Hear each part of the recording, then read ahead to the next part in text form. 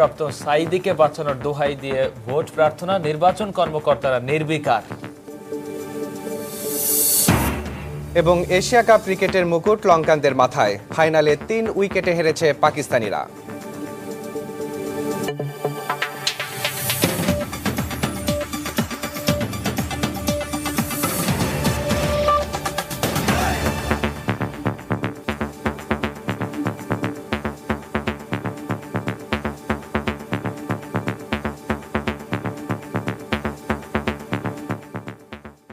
কিশোরগঞ্জের পর এবার বগুড়ার আদমদীঘি সোনালী ব্যাংক শাখায় সুড়ঙ্গ কেটে টাকা চুরির ঘটনা ঘটেছে। এ ঘটনায় জড়িত সন্দেহে ব্যাংকের গার্ডসহ 4 জনকে আটক করেছে পুলিশ। আদমদীঘি থানার ভারপ্রাপ্ত কর্মকর্তা নজরুল ইসলাম জানান, আদমদীঘি শাখা সোনালী ব্যাংক ভবনের পেছনের একটি ফার্নিচারের দোকানের ভেতর থেকে ব্যাংকের বোল্ট পর্যন্ত সুড়ঙ্গটি করা হয়েছে। বিকেল 4টার দিকে এক দোকানদার সুড়ঙ্গটি দেখার পর বিষয়টি নজরে আসে। পুলিশ সুড়ঙ্গ থেকে 2টি গ্যাস সিলিন্ডার সহ বেশ কিছু যন্ত্রপাতি উদ্ধার করেছে। এ ঘটনায় 30,79,503 টাকা খোয়া গেছে বলে জানিয়েছে ব্যাংকটির কর্তৃপক্ষ।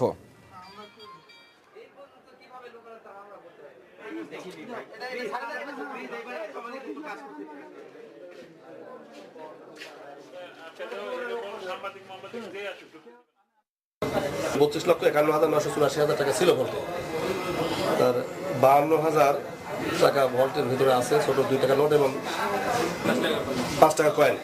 হওয়া গেছে 30,79,800।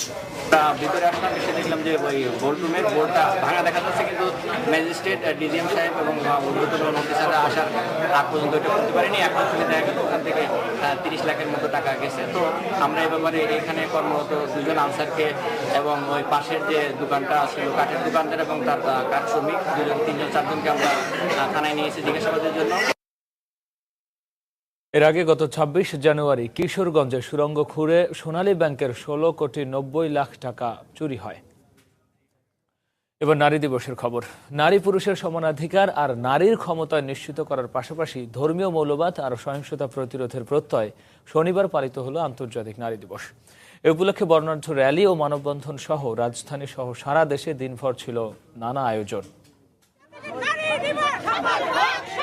রাজনীতিতে ধর্মের ব্যবসা বন্ধ করো, নারীর সমতা ও উন্নয়ন নিশ্চিত করো, এই স্লোগানকে সামনে নিয়ে শনিবার বিকেলে কেন্দ্রীয় শহীদ মিনারে সকল স্তরের নারী পুরুষের অংশগ্রহণে এক বর্ণাঢ্য র্যালির আয়োজন করা হয়। নাচ, গান, কবিতা আবৃত্তির মধ্য দিয়ে নারীর অধিকার নিশ্চিতের বার্তা পৌঁছে দেওয়ার চেষ্টা করে আয়োজকেরা। এই অগ্রগতিকে আরো অগ্রসর করতে চাই, বাধামুক্ত করতে চাই, স্থায়ী করতে চাই, তাহলে কোনো মতেই ধর্মীয় গোড়ামির সঙ্গে আপোষ করা চলবে না। জাতিসংঘ যেখানে স্লোগান দিয়েছে নারীর অগ্রগতি রাষ্ট্রের অগ্রগতি, আমরা আরেকটি স্লোগান যুক্ত করেছি, রাজনীতিতে ধর্মের ব্যবহার চলবে না, রাজনীতিতে ধর্মের ব্যবহার বন্ধ করো, নারী পুরুষের সমতা নিশ্চিত করো। তাদের যে আপনার পুলিশ প্রশাসন বলেন, তাদের যে অর্থনৈতিক বলেন, তাদের আইনি সমস্যা, সেখানেও আমাদের বোনরা যারা আজকে উপস্থিত হচ্ছেন, যে যেখানে আছেন, যেভাবে আছেন, আমার বোনরা নির্যাতিত হলে সেখানে আপনারা পাশে দাঁড়াবেন।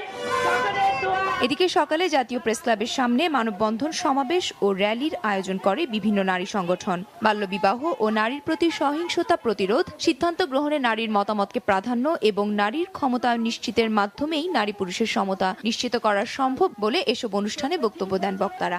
পাশাপাশি 8 মার্চ সরকারি ছুটি ঘোষণার দাবি জানায় তারা। যদি আমরা সমতা চাই তাহলে কিন্তু এই জিনিসটাকে একদম আমাদেরকে এনশিওর করতে হবে যে নারী এবং কন্যা শিশুর বিরুদ্ধে যাতে কোনো বাইরে বেরোলে তাদের যাতে কোনো হয়রানি কিংবা কোনো সহিংসতার সম্মুখীন না হতে হয়। এখন থেকেই শুরু করা দরকার নারীর প্রতি বৈষম্যের অবসান ঘটানো, যাতে আমাদের ভবিষ্যৎ বংশধর সুস্থ থাকতে পারে, তারা সুস্বাস্থ্যের অধিকারী হতে পারে। এছাড়া সকালে শাহবাগে জাতীয় কন্যা শিশু অ্যাডভোকেসি ফোরামের উদ্যোগে শোভাযাত্রার আয়োজন করা হয়। বিশিষ্ট নাগরিকদের উপস্থিতিতে কন্যা শিশুরা এই শোভাযাত্রায় অংশ নেয়। ফাহমিদা শম্পা, সময় সংবাদ, ঢাকা।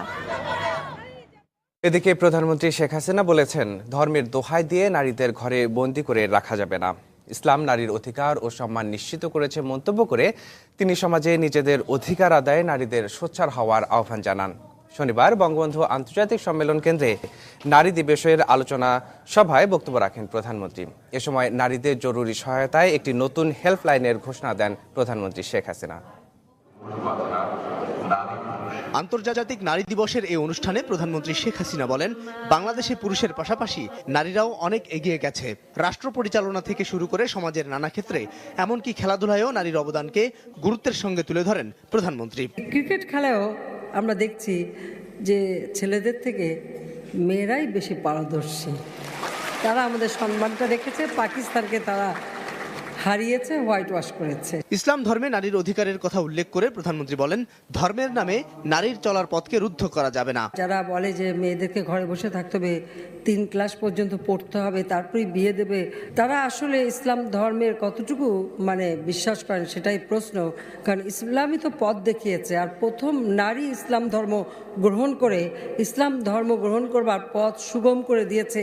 সকলের মনে রাখা উচিত যে ধর্মের জিকির তুলে মেয়েদেরকে ঘরে বন্দি করে রাখা যায় না। বাংলাদেশের রাজনীতিতে নারীর শক্ত অবস্থান তুলে ধরে প্রধানমন্ত্রী সমাজের পুরুষতান্ত্রিক মনোভাবেরও সমালোচনা করেন। যদিও আমাদের পুরুষ সমাজের একটা প্রচেষ্টা ছিল -2 ফর্মুলা, এখন কিন্তু আরেকজন যুক্ত হয়ে এবার 3-তে এসে গেছে। কেউ তো বলে না যে 2 পুরুষের ঝগড়া, 2 পুরুষ যুদ্ধ, তা কিন্তু বলে না। বাংলাদেশে 2 নারী করে মাথা খারাপ করে ফেলছে। আগে জানতাম যে মেয়েরা বেশি হিংসা করে, এখন দেখি পুরুষরাই বেশি হিংসুটে। প্রধানমন্ত্রী বলেন, দেশের অর্ধেক জনগোষ্ঠী নারীকে উন্নয়ন প্রক্রিয়ার বাইরে রেখে দেশের আর্থসামাজিক উন্নয়ন সম্ভব নয়। অধিকার আদায় করে নিতে নারীদেরও সোচ্চার হওয়ার আহ্বান জানান তিনি। নারীর অধিকার দাও, নারীর অধিকার দাও, এইভাবে বললে কিন্তু কেউ অধিকার হাতে তুলে দেবে না, কারণ কেউ কারো ভাগ ছাড়তে চায় না। অধিকারটা আদায় করে নিতে হয়। অনুষ্ঠানে নারী ও শিশুদের জরুরি সহায়তার জন্য নতুন হেল্পলাইন চালুরও ঘোষণা দেন প্রধানমন্ত্রী শেখ হাসিনা। এই 1092-1-এ যে কোনো মোবাইল ফোন থেকে ফোন করলে সাথে সাথে তারা যে কোনো ধরনের সহযোগিতা পাবে। আবুল কালাম আজাদ, সময় সংবাদ, ঢাকা। অন্যদিকে শনিবার রাজধানীর নয়াপল্টনে পুলিশি বাধার মুখে পণ্ড হয়ে গেছে জাতীয়তাবাদী মহিলা দলের পূর্ব ঘোষিত নারী দিবসের র্যালি। পূর্ব অনুমতি না থাকায় র্যালি করতে দেওয়া হয়নি বলে জানিয়েছে পুলিশ। যদিও পরে এক সংবাদ সম্মেলনে বিএনপি বলেছে, অনুমতি চাওয়া হলেও পুলিশ তাদের কোনো ধরনের সহায়তা করেনি। দলের ভারপ্রাপ্ত মহাসচিব মির্জা ফখরুল ইসলাম আলমগীর এই ঘটনার তীব্র নিন্দা জানিয়েছেন। আন্তর্জাতিক নারী দিবস উপলক্ষে পূর্ব ঘোষিত র্যালিতে যোগ দিতে শনিবার সকাল থেকেই নয়াপল্টনে দলীয় কার্যালয়ের সামনে জড়ো হতে থাকেন জাতীয়তাবাদী মহিলা দলের নেতাকর্মীরা। তবে শুরু থেকেই পুলিশি বাধার মুখে পড়তে হয় তাদের। পরে র্যালি করতে না দিলেও পুলিশি ব্যারিকেডের মধ্যেই মিছিল করেন মহিলা দলের নেতাকর্মীরা।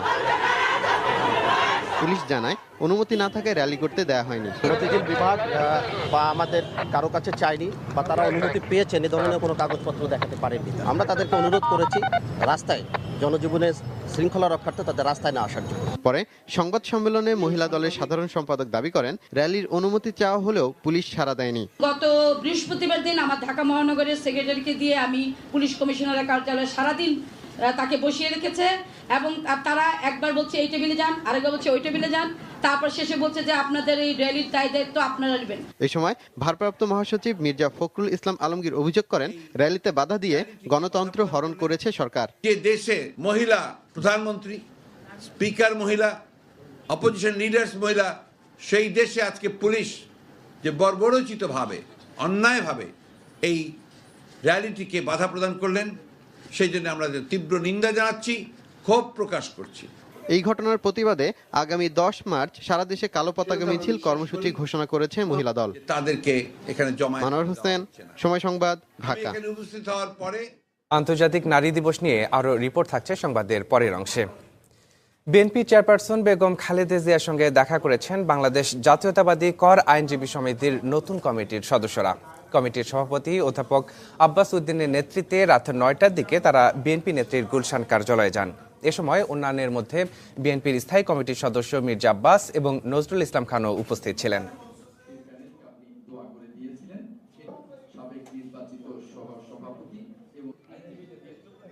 বিএনপি আন্দোলনের নামে নাশকতা চালালে আইন শৃঙ্খলা রক্ষা বাহিনী যথাযথ ব্যবস্থা নেবে বলে হুঁশিয়ার করেছেন স্বরাষ্ট্র প্রতিমন্ত্রী আসাদুজ্জামান খান কামাল। শনিবার সকালে রাজধানীর সামরিক জাদুঘরে এক অনুষ্ঠান শেষে সাংবাদিকদের সঙ্গে কথা বলেন তিনি। বিএনপি রাজনৈতিক দল, তারা রাজনীতি করবে, আন্দোলন করবে, এটি স্বাভাবিক। প্রোগ্রাম দিবে, তাদের ম্যানিফেস্টো জানাবে, পাবলিকরা আহ্বান করবে, এটা হলো চলমান প্রক্রিয়া রাজনীতি, এটা হবেই। এটা তো আমাদের বিধিনিষেধ কিছু নাই, তারা করবে, তাদের কাজ তারা করবে। যদি তারা আইন শৃঙ্খলা ভঙ্গ করে সেখানে আমরা দেখব। পুলিশের উপর হামলা হয়েছে, আমরা কিন্তু এখন এদেরকে ধরার জন্য আইডেন্টিফাই করছি, ধরার জন্য আমরা প্রচেষ্টা নিচ্ছি। বাণিজ্যমন্ত্রী তোফায়েল আহমেদ বলেছেন, বাংলাদেশের মাটিতে আগামীতে তত্ত্বাবধায়ক সরকারের অধীনে আর কোনো নির্বাচন হবে না। শনিবার বিকেলে চট্টগ্রাম চেম্বার অব কমার্সের আয়োজনে পলো গ্রাউন্ডে মাসব্যাপী বাণিজ্য মেলার উদ্বোধনী অনুষ্ঠানে তিনি বক্তব্য রাখেন। এ সময় জাতীয় নির্বাচনে অংশ না নেয়ার ভুল শোধরানোর জন্যই বিএনপি উপজেলা নির্বাচনে অংশ নিচ্ছে বলে উল্লেখ করেন তোফায়েল। বেগম খালেদা জিয়া নির্বাচনে অংশগ্রহণ করেন নাই, তিনি ভুল করেছেন, এবং তিনি যে ভুল করেছেন উপজেলা নির্বাচনে অংশগ্রহণ করে তার প্রমাণ দিয়েছেন। হরতাল অবরোধ দিয়ে আপনি আমরা লক্ষ্য পূরণ করতে পারবেন না। আপনি যে আশা করেছেন যে নিরপেক্ষ নির্দলীয় তত্ত্বাবধায়ক সরকার অধীনে ইলেকশন হবে, আপনি যে আশা করেছেন শেখ হাসিনাকে বাদ দিয়ে আপনি ইলেকশন